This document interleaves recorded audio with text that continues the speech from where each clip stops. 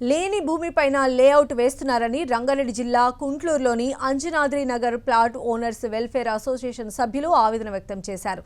ఏళ్ల క్రితం కొనుగోలు చేసిన ప్లాట్ ఓనర్లకు అన్యాయం చేస్తున్నారని మండిపడ్డారు. ఓ పక్క రెవెన్యూ అధికారులు పాసు పుస్తకాలు ఇస్తే మరోపక్క హెచ్ఎండిఏ అధికారులు లేని భూమికి లేఅవుట్ పర్మిషన్ ఇచ్చారని ఆరోపించారు. అమ్మిన భూమిపై అక్రమ మార్గంలో పాసు పుస్తకాలు తీసుకుని హెచ్ఎండిఏ ద్వారా లేఅవుట్ అనుమతులు తెచ్చుకొని ఇంకా కొంతమందిని అన్యాయం చేసే కుట్ర జరుగుతుందని తెలిపారు. కోర్టులో కేసు నడుస్తున్న సమయంలో అధికారులు అనుమతులు ఎలా ఇస్తారని ప్రశ్నించారు. దీంతో 204, 208 సర్వే నెంబర్లలో సుమారు 120 మంది ప్లాట్ ఓనర్స్కు అన్యాయం జరుగుతుందని అన్నారు.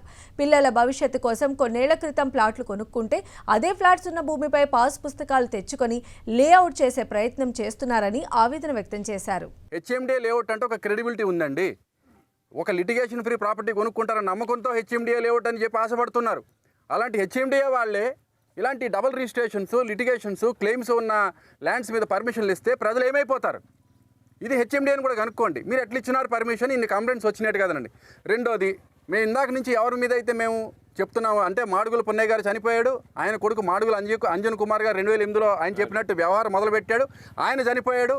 ఆయన కొడుకు ఈ మిగతా వాళ్ళని ఇన్వాల్వ్ చేసి వాళ్ళందరితో అమాయకులు చేసి ఈ పెట్టుబడులు పెట్టించి ల్యాండ్ ఉందని ఆశ చూపించి కోట్ల రూపాయలు వాళ్ళ దగ్గర ఇన్వెస్ట్మెంట్ చేయించి ఈ ఫీజులు కూడా కట్టేసి హెచ్ఎండిఏలో దగ్గర ల్యాండ్ కన్వర్షన్ పేరు చెప్పి కోట్లు, పర్మిషన్ పేరు చెప్పి కోట్లు, దగ్గర 6 కోట్లు గవర్నమెంట్కే ఫీజులు కట్టేసి వీళ్ళు ఇంత దూరం వచ్చేసారు.